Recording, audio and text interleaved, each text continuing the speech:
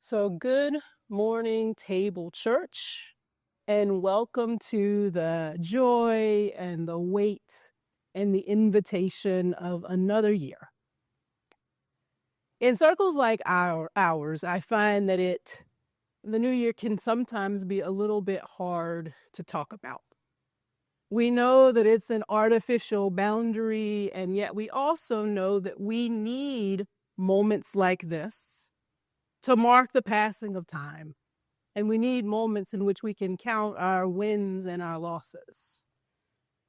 Many of us may have given up making resolutions, and even as difficult as it is, we struggle to make resolutions anymore.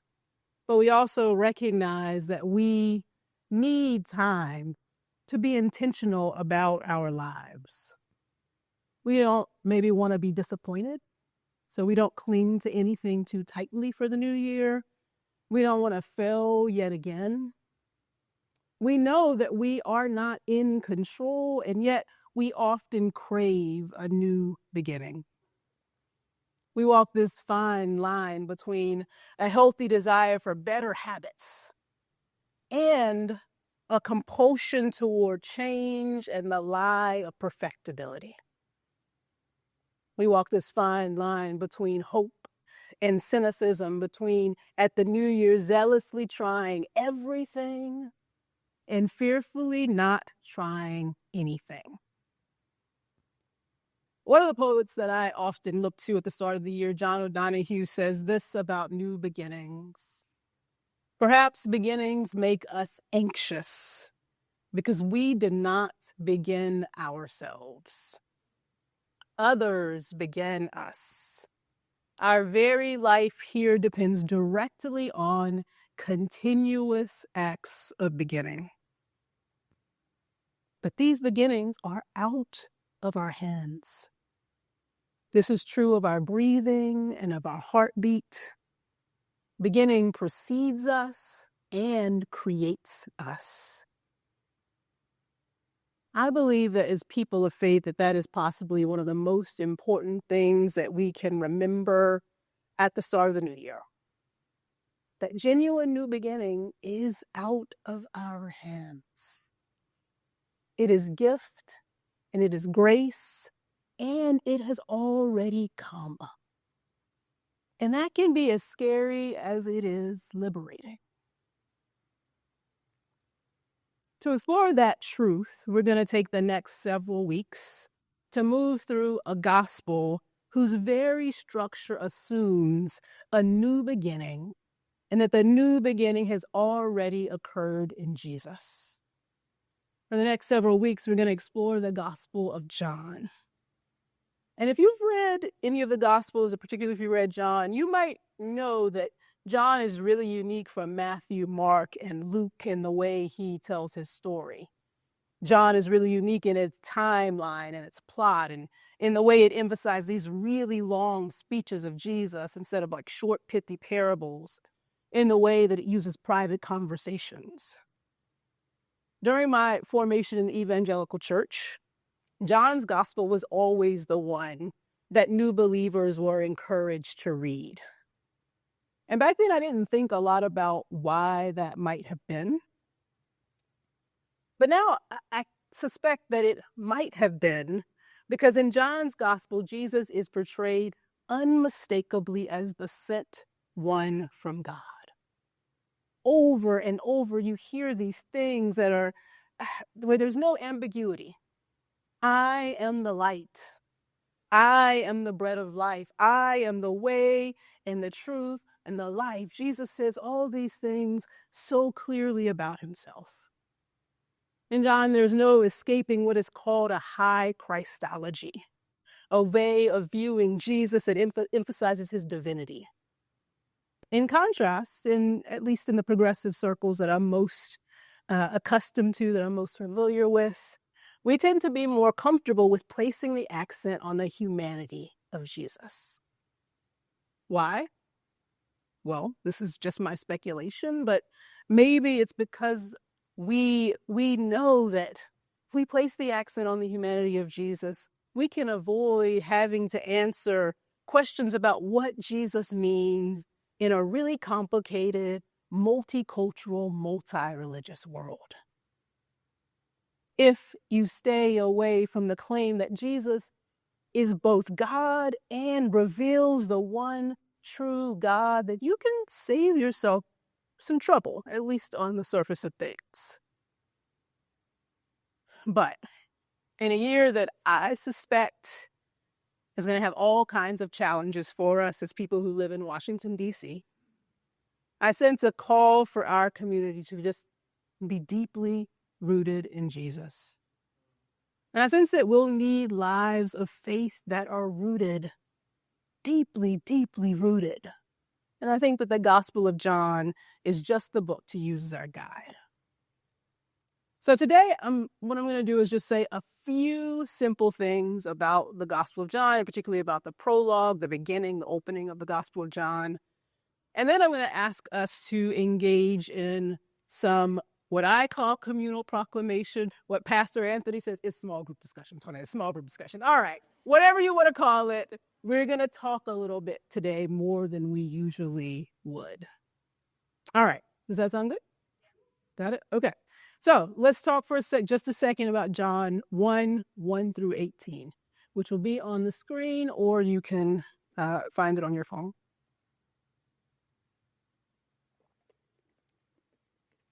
In the beginning was the Word, and the Word was with God, and the Word was God. He was in the beginning with God. All things came into being through him, and without him, not one thing came into being. What has come into being in him was life, and the life was the light of all people.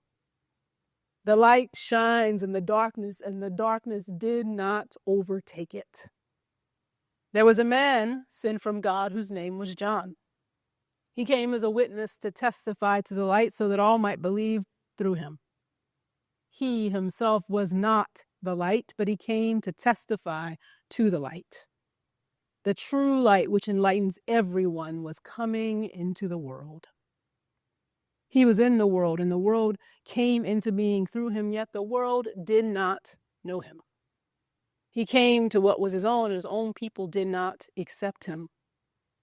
But to all who received him, who believed in his name, he gave power to become children of God, who were born not of blood, or of the will of the flesh, or of the will of man, but of God. And the Word became flesh and lived among us, and we have seen his glory, the glory as of a Father's only Son, full of grace and truth. John testified to him and cried out, "This was he of whom I said, he who comes after me ranks ahead of me, because he was before me." From his fullness we have all received grace upon grace. The law indeed was given through Moses. Grace and truth came through Jesus Christ. No one has ever seen God. It is the only Son, himself God, who is close to the Father's heart, who has made him known. So unlike the other gospel writers, John doesn't start his gospel with a narrative describing the origin of Jesus. There aren't any cute babies or shepherds or magi. We don't even find John the Baptist beside the River Jordan baptizing and inviting the crowds to repentance. What we do get is a claim that the Word began outside of history and then entered our history.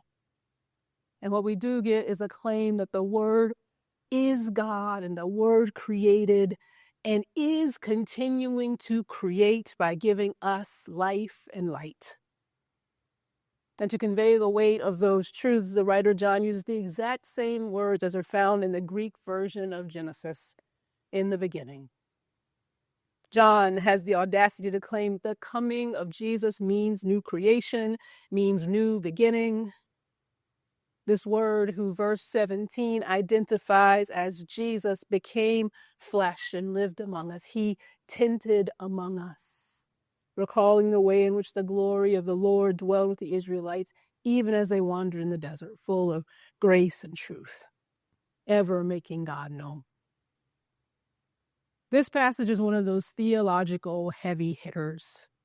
There are so many things that I could say about it, but there's one thing, just one simple thing I want to focus on this morning, and that is its invitation to believe. Verse 12 says, "But to all who received him, who believed in his name, he gave power to become children of God."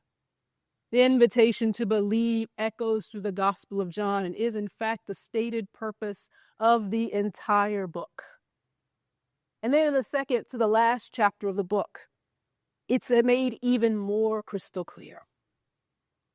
This is what it says. "Now Jesus did many other signs in the presence of his disciples that are not written in this book, but these are written so that you may continue to believe that Jesus is the Messiah, the Son of God, and that through believing you may have life in his name." For the writer of John, believing in Jesus is the most important thing. But what is also important to know is that when John uses that phrase "to believe," it is always active. He always uses the active tense. It's never belief. It's always to believe or believing. Believing is not this passive intellectual exercise. To believe is always energetic. For John, it's synonymous with abiding, with communing. It is participation in Jesus.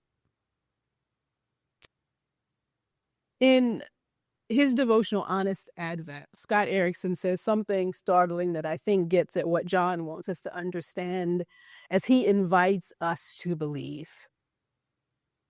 Nothing, he says, can truly be known through observation, only through participation. Nothing can be truly known through observation, only through participation.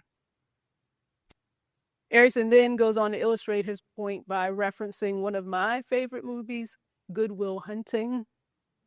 Hopefully, if I tell you the end of it, it won't be a spoiler alert. It's a good 20 years old, I think. So there is a scene in the movie that you might remember if you've seen it, where Will, who's this boy genius, he has all these kind of relational issues, trauma issues. He's played by Matt Damon. He meets with his court-designated therapist, Sean, who's played by Robin Williams. And there's in Sean's office, and Sean starts to ask Will these vulnerable questions that make Will uncomfortable. And so Will decides just to basically poke at Sean's character. There's a painting on the wall hanging, and he's like, this is garbage, just like your career. And the meeting basically ends super abruptly. And then the next day, on a park bench, you see the two of them sitting. And Sean tells Will that he stayed up all night thinking about what Will had said about his career. But then that he slept like a baby when he realized something really important. He realized that Will was just a kid who had just observed. He had never even left Boston. He knew that Will, who was a genius, could tell him all about the Michelangelo, or tell him all about Michelangelo from the books that he had read, but he could not tell him how the Sistine Chapel smelled, what it felt like to actually look up in that beautiful building. Will could tell Sean all about marriage, and he'd tell him, like, a quote, recite love poetry and sonnets, but he couldn't tell Sean what it meant to wake up next to a person day after day for years and know that you're truly loved. And then Sean invites Will out of his fear and into genuine participation in his own life. That's something like what the Gospel of John is asking of you when it invites you to believe. It is summoning you out of fear and into genuine participation in Jesus, the word that gives light and life. So, over the next few weeks, we're going to dig deeply into this gospel, into the Gospel of John. We'll look for what it might have to teach us about new beginning as we move through the start of the year, and we'll allow it to more deeply root our faith in Jesus. But today, at the start of this new year, as you walk that fine line between a healthy desire for better habits and a compulsion toward change and the lie of perfectibility, I want more than anything to urge you to commit to intentionally participating in Jesus. If you've fallen into a rut of just observing, out of tiredness maybe, or out of cynicism, or out of overwhelm by the number of questions that you have, consider how you might begin to participate in your faith again. You don't have to do all the spiritual practices or sign up for all the classes. But what is one small step you can take to enliven your belief, to participate? Something far better than the smell of the Sistine Chapel awaits. All right. So now we're going to move into that small group discussion, reflection, communal proclamation. So here's what I want you to do. So in a second, I'm going to ask you to get into groups of let's say 4. So that, if some of you may want to talk more, some of you may want to talk less. So the group big enough to allow some people to be quiet if they want to be quiet and just listen, all right? So get into that group. I encourage you to move around, talk to some people you don't know, share your name, your pronouns, share something like a fact about yourself so that people get to know you a little more. It can be the neighborhood you live in, your job. It could be anything, okay? Whatever you want to share, a hobby. And then kind of move through these questions. Consider them. And there may be one that you want to focus on as a group. So in the past, what has deeply rooted faith looked like for you? If you don't think or are not sure you've ever had one, what do you imagine it might look like for you? The key is for you, not for anybody else, but based on your personality. What new beginning hope do you hold for yourself this year? Not a resolution, you can whisper it, but what do you hope for? And then what might it mean for you to believe, to participate in Jesus this year? All right, so can we do that? We're going to take about 10 minutes. There's snacks and coffee outside if you need to, in bathrooms and all that, if you need to walk around. But yeah, meet some new people, take about 10 minutes, and then I'll come back up and pray.